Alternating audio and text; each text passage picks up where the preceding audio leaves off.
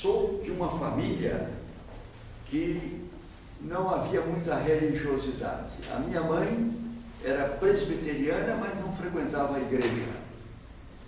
O meu avô, por parte da mãe, era um presbiteriano, tinha uma fazenda lá em Minas Gerais, não muito longe de Uberlândia, e ainda hoje tem uma bela igreja presbiteriana ali, onde a minha família frequentava.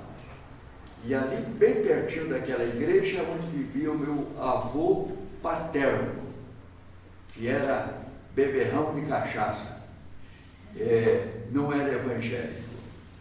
E deu até um mau exemplo, porque depois um filho também se tornou um alcoólatra e veio a morrer novo, o irmão do meu pai.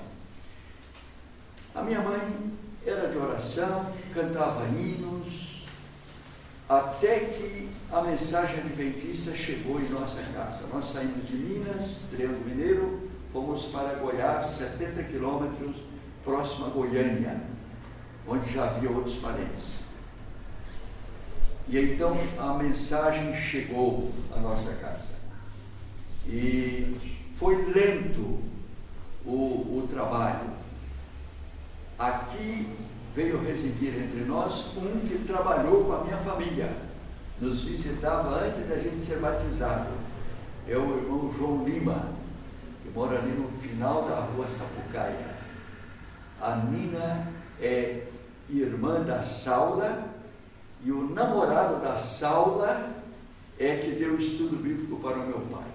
Ele era o pai dele era consultor, ele trabalhava com outro tio meu, e então a mensagem chegou e o Batista deu estudos para o meu pai.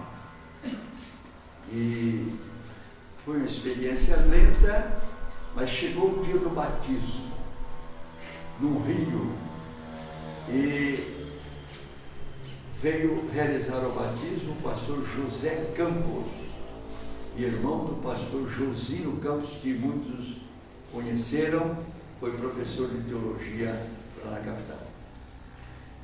O pastor José Campos, um homem alegre, influente, e eu já tinha vontade de ser pastor, porque a minha mãe orava por isso. Desde pequenina ela contava história de missionários, e as histórias dela eram de missionário na selva, entre os índios. E eu cresci querendo ser missionário entre os índios. Até quando eu era garotinho, aprendi a cantar um hininho na língua tupi. Rabica tu Jesus, ou na Pirarumon, como nos amererê, Arais na Copê, Coratanguera, Araruana, o Ocusana, Rabica tu Jesus. Não sei nada o que significa, mas eu uma missionária batista dando historinhas no planelógrafo, ensinou, e eu cantava: vou ser missionário entre os índios. Eu vou ser um missionário entre os índios. Para o meu batismo, acompanhou o pastor no veículo da missão, um jovem, que muitos aqui conhecem como pastor Otávio Costa. Ele tinha 15 anos, fazia a admissão ao ginásio no GAC. Ele estava com a camiseta branca com as letras azuis. GAC, Ginásio Adventista Campineiro. E ele cantava, quem conhece o pastor Otávio, hoje ele mora em Goiânia, morava em Goiânia, agora está em Campinas. Está doente, mas está bem atualmente. E ele sempre gostou de cantar, e na beira do rio ele cantando. Nós temos foto, eu tenho em casa foto desse batismo. O ano que vem vai fazer 60 anos do meu batismo, dia 13 de março de 54. Não se esquece essa data. Aí o pastor Campos, de novo, reforçou, vai para o colégio. Então, o sonho, ir para o colégio e se tornar um pastor. E quando eu cheguei ao colégio, eu cheguei para fazer uma admissão. E lá havia alguns teologandos. Sabe quem era um dos teologandos famoso? Walter Boger. Ele se formou em 58, eu assisti a formatura dele. Eu fui um ano colega de internato do pastor Walter Boger. Já pensou? Eu, agora há pouco, confirmei com a irmã Ruth que eles se casaram no final do curso de 58. E pastor Boga, aquela simpatia, pastor Henrique Berg, pastor Osmundo, todo esse pessoal estava no internato. Eu lá no admissão, atrasadão, e eles, né, eram os meus modelos, a minha admiração. Fiquei 12 anos no internato. Agora, para ir ao internato, eu tive que orar muito, lutar. 5 anos trabalhando, desde os 12, economizando, juntando dinheirinho. Eu tinha um irmão, José de Castro, que era um irmão de muita confiança e que ia dar estudo para nós. Então, eu fui deixando dinheiro a juro com ele. 1.000, mais 1.000. E depois o irmão Silvio Torres, que está vivo, mora em Caldas Novas. O pai dele é o presidente da Associação Planalto do Brasil. Isso aí, depois que está no Mato Grosso. Outro, né? Mas ele era alfaiate em Brasília. A gente foi morar em Brasília quando Brasília, o plano piloto, não tinha absolutamente nada. Eu fui lá. E só tinha um núcleo bandeirante, 2 ruazinhas sem asfalto. Nós fomos tão pioneiros que não tinha mulher quando nós mudamos para lá, só homem. Depois chegaram as mulheres, as famílias, sabe? Interessante, fomos pioneiríssimos no Brasil. Então, eu decidi ir para o colégio, e os meus tios lá na roça diziam: olha, São Paulo é imenso, você vai se perder lá. E eu pensei, vou mesmo. Aí eu planejei ir de ônibus, mas tinha que fazer 3 baldeações. Ir de Goiânia a Uberlândia, de Uberlândia a Ribeirão Preto, São Paulo. E trem também, eram 3 companhias. Puxa, que dificuldade, eu vou me perder, não vou chegar lá. Aí eu decidi de avião. De avião. E ser bolsista no colégio de avião. Então eu economizei bastante, eu cheguei a ter 21.000. Aí o irmão alfaiate fez o terno de gasolina inglesa. Né? Eu falei, faça 2 calças, porque a calça acaba mais rápido. Então lá foi aquele garotão. E olha, curioso, eu tenho aqui a passagem que me levou ao colégio. A data 13 de fevereiro de 58. E então cheguei lá. O avião atrasou porque venderam mais passagem do que lugares em Uberlândia, tinha uma escala em Uberlândia.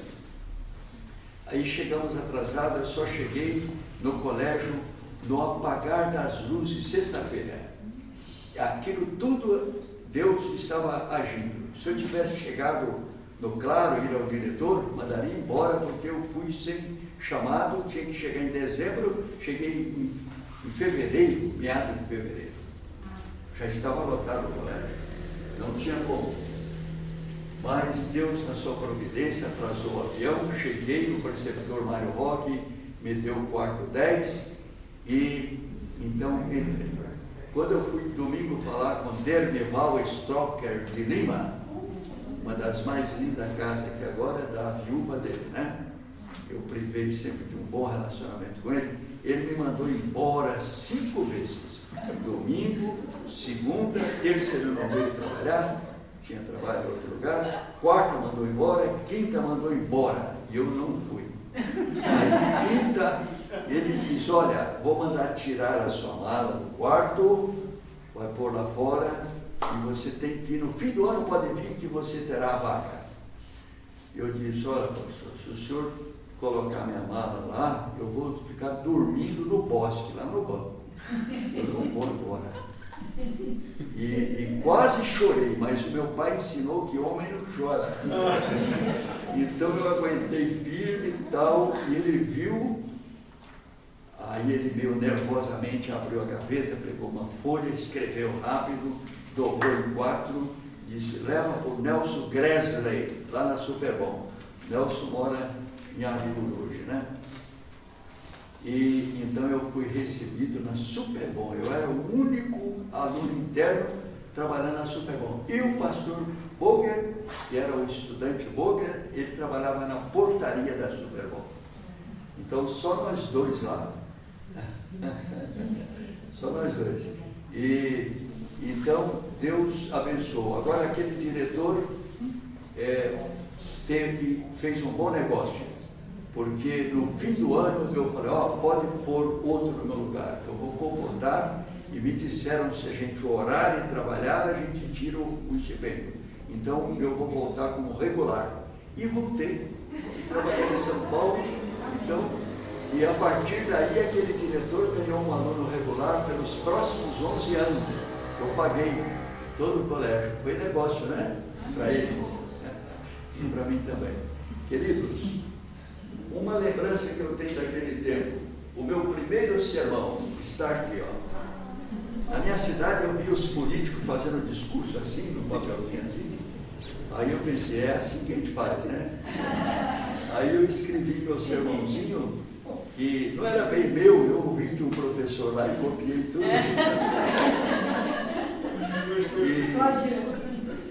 Então está aqui a data, quarta-feira, 8 de julho de 1959, Uberaba, Minas Gerais. Olha, e o tema era a oração. A oração. Interessante, eu guardo isso aí. Eu adoeci uma vez lá e um colega mandou um bilhete para mim. Eu achei tão maravilhoso que guardei até hoje. Esse bilhetinho. Ó tu que cansado só buscas a luz, do mundo enfadado te apegas à cruz, não tenhas cuidado do que sobreestá, se doença se mágoa, Jesus proverá. E deu algumas passagens, e esse cavaleiro aqui, Alaor de Araújo, que é ancião lá em Taguatinga, Brasília, eu considerei meu melhor amigo durante décadas. Depois eu descobri que o meu pai destronou a ele e ele ficou em segundo lugar. O meu pai eu considerei meu melhor amigo. E, queridos, Deus abençoou tremendamente. Agora, quando chegava o fim do ano, o dinheiro acabava. Aí eu ia ao culto da mata. Eu frequentei aquele culto da mata desde o primeiro sábado até o último que eu estive no colégio. Naquele tempo era às 4h30 da manhã. O pastor Wilson está aí, outros colegas também acho que usufruíram daquele culto. E naquele tempo de jejum era 6 da manhã até sábado. O pessoal não atinou que sábado podia ser mais tarde, né? E então a gente levantava às 4h30 e tinha um culto lá das 5 até às 6 da manhã, no interior da mata. Naquele tempo não havia perigo lá. E então eu ia, me ajoelhava naquelas folhas secas e dizia, Senhor, eu não tenho mais dinheiro para estudar, me ajude agora na comportagem. Eu saía para a comportagem. E eu trago aqui comigo, e Deus me abençoou, sempre tirei isso bem. Eu trago aqui o meu primeiro prospecto, 1958, né? Eu fazia as minhas ofertas, né? Átomos da Paz, Contos Vespertinos, Nas Pegadas dos Homens, Contos Vespertinos 1 e 2, né? E na capa ali tinha o meu preceptor, né? Então eu me orgulhava de trabalhar com esse livro. E esse aqui é meu último prospecto. Com esse aqui eu tirei 4 estipêndios lá em Cuiabá. Trabalhei em Cuiabá, Salvador, Ilhéus, trabalhei em Aracaju, São Paulo, Minas Gerais, Goiás, 8 férias em Brasília. Então, eu quero louvar a Deus por isso, por essas bênçãos da comportagem.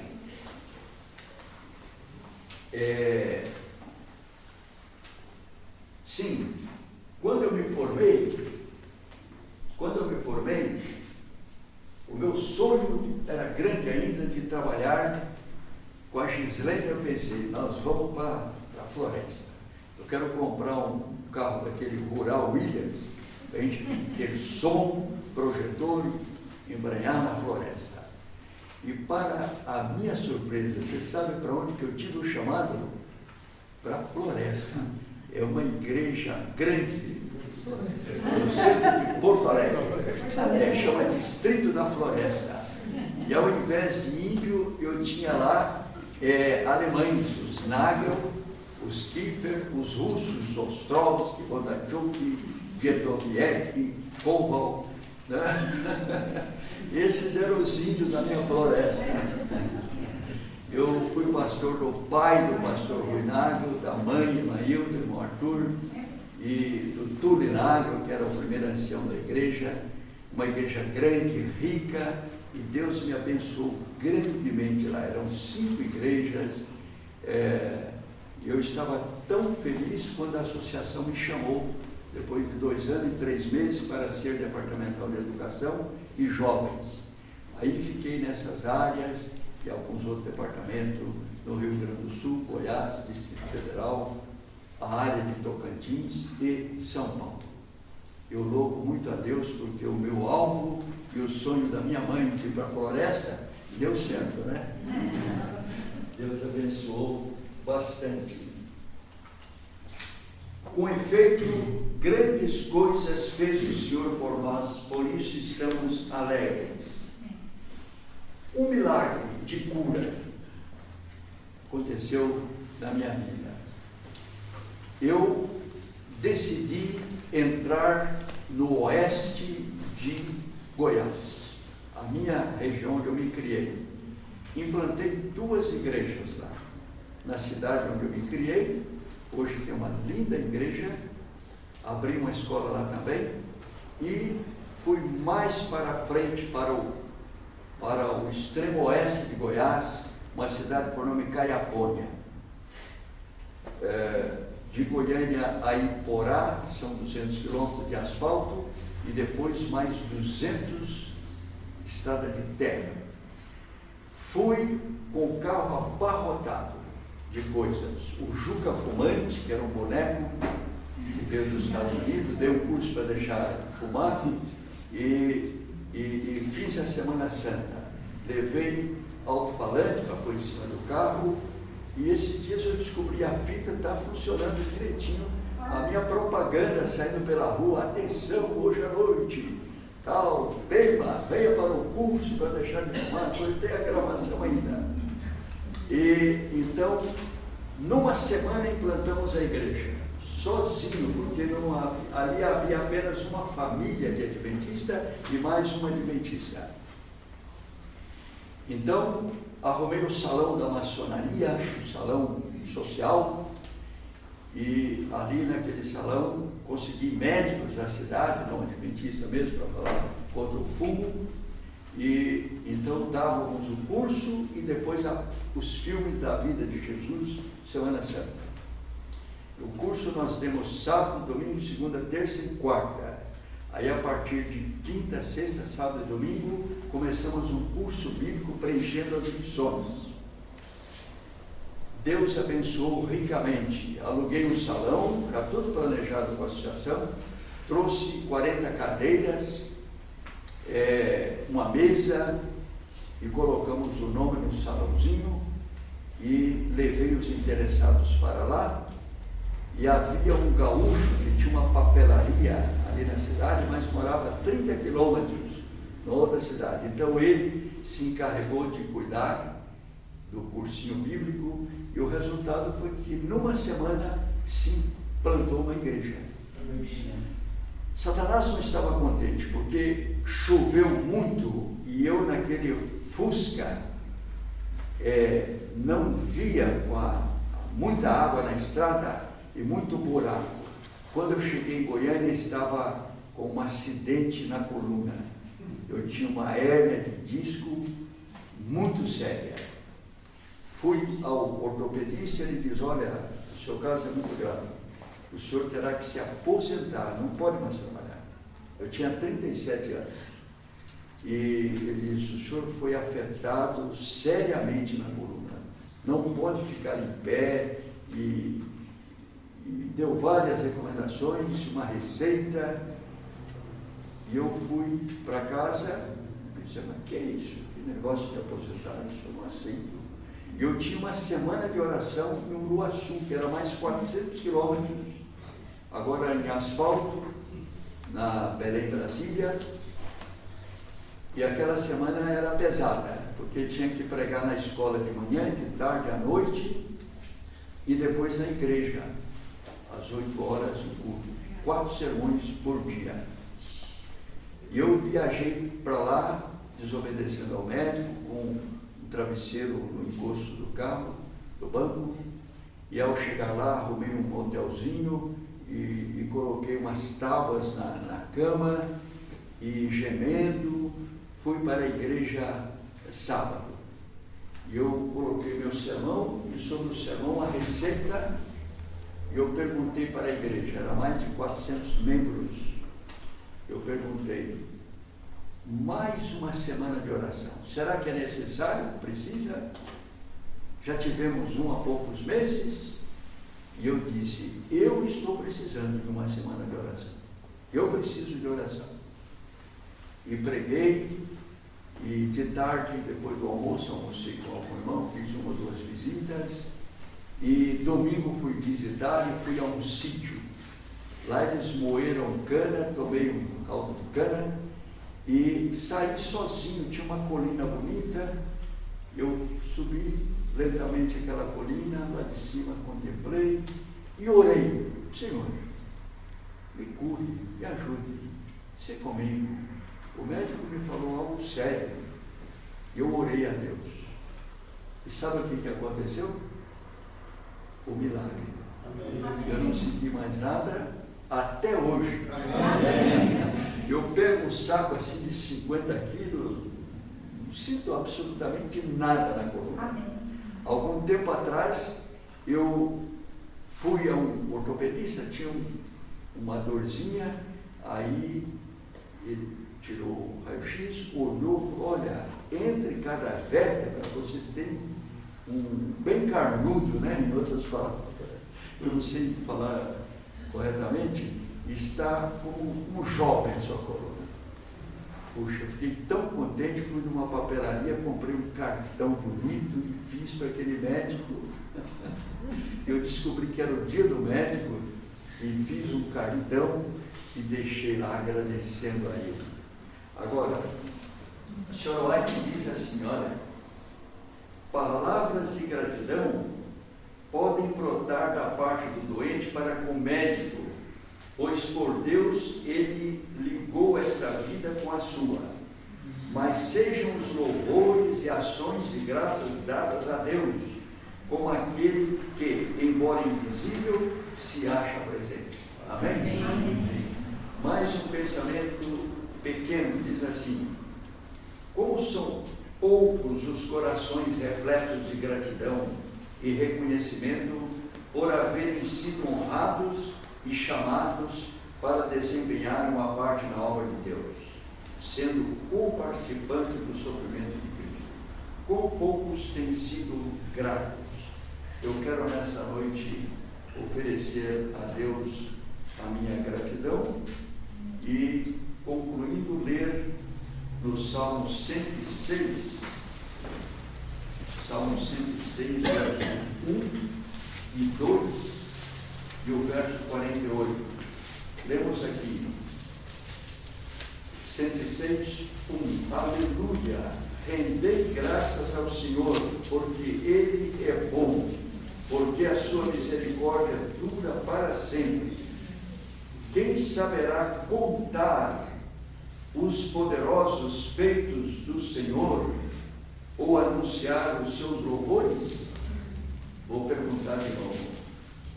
Quem saberá contar os poderosos feitos do Senhor e anunciar os seus horrores? A resposta sugerida aqui é ninguém. Ninguém poderá contar.